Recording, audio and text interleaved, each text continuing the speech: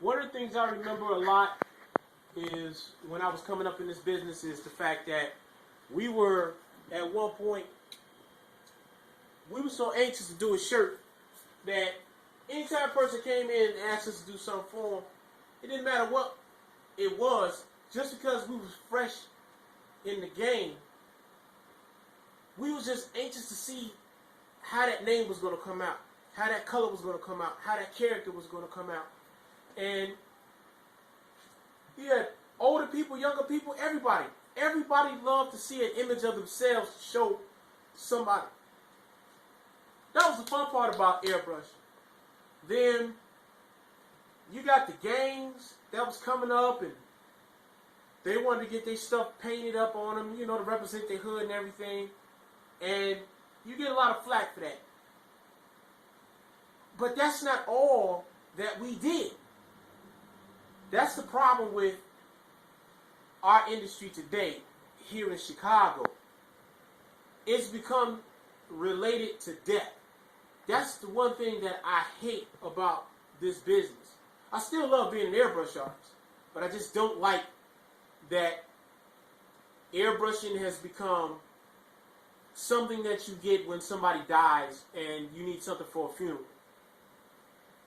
Not in a million years would I have ever thought that people would wear an airbrush t-shirt at a funeral, but they do it. At one point, we would do the pictures of someone who passed years ago, a mom, loving their dad. Congratulations, my baby's born, first year party, birthday, etc., etc. Now it's like these young kids, they have no imagination, and I'm not trying to say anything bad about our youth, but it's like there's no creativity in anything that our young is doing anymore. And I kind of understand what my mother and father was trying to explain to me when I was growing up, when hip-hop was just fresh. But at least we had messages in our music. We had messages in our artwork. It had nothing to do with, I'm the baddest gangster on the block.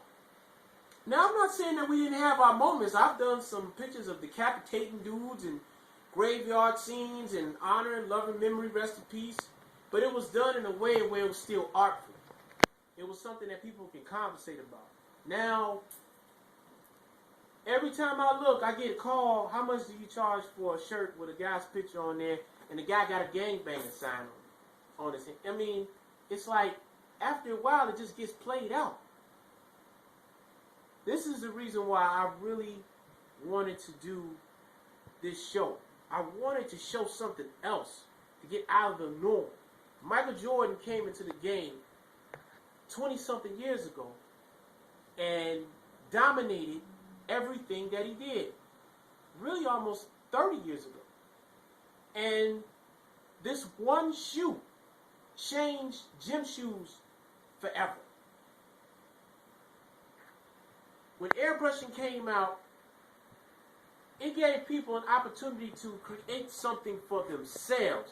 So they didn't have to go to the store because they couldn't afford a Gucci suit, or they didn't want to go Louis Vuitton. They wanted to do something that was theirs and theirs exclusive. Now everybody looking like everybody else.